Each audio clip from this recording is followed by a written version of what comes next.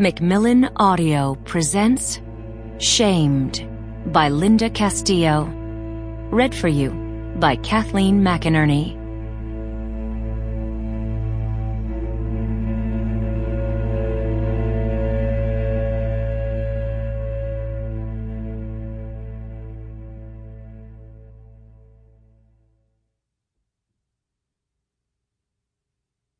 Prologue.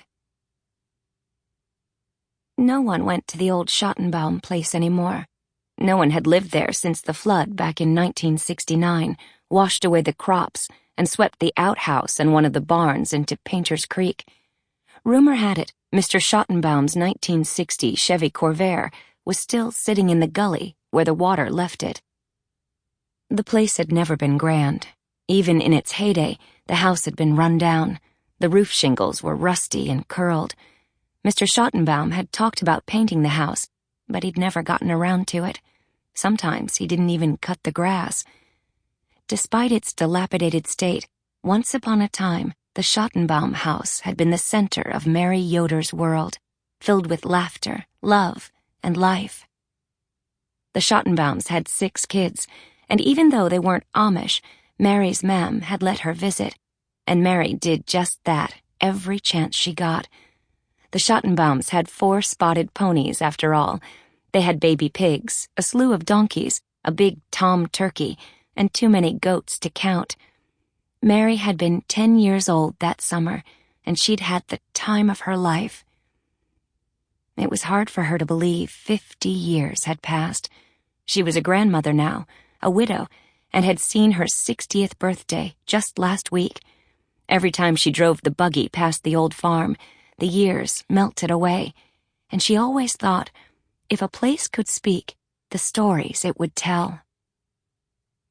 Mary still lived in her childhood home, with her daughter and son-in-law now, half a mile down the road.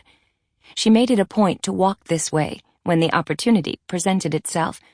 In spring, she cut the irises that still bloomed in the flower bed at the back of the house. In summer, she came for the peonies. In fall, it was all about the walnuts. According to Mr. Schottenbaum, his grandfather had planted a dozen or so black walnut trees.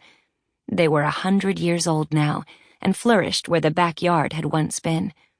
Every fall, the trees dropped thousands of nuts that kept Mary baking throughout the year, and her 8 grandchildren well supplied with walnut layer cake. The house looked much the same as it did all those years ago. The barn where Mary had spent so many afternoons cooing over those ponies had collapsed in a windstorm a few years back. The rafters and siding were slowly being reclaimed by a jungle of vines, overgrowth, and waist-high grass. "Gross, Mammy, do you want me to open the gate?" Mary looked over at the girl on the seat beside her, and her heart soared. She'd brought her granddaughters with her to help pick up walnuts. Annie was 5, and the picture of her mam at that age, blonde hair that easily tangled, blue eyes that cried a little too readily. A thoughtful child, already talking about teaching in the 2-room schoolhouse down the road. At 7, Elsie was a sweet, effervescent girl. She was one of the special ones, curious and affectionate, with a plump little body and round eyeglasses with lenses as thick as a pop bottle.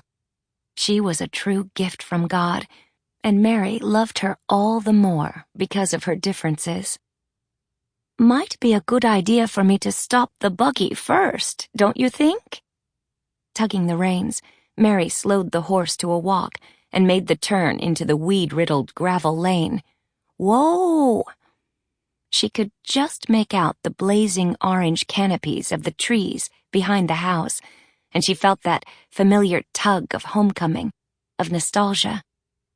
"Hop on down now," she told the girls. "Open that gate.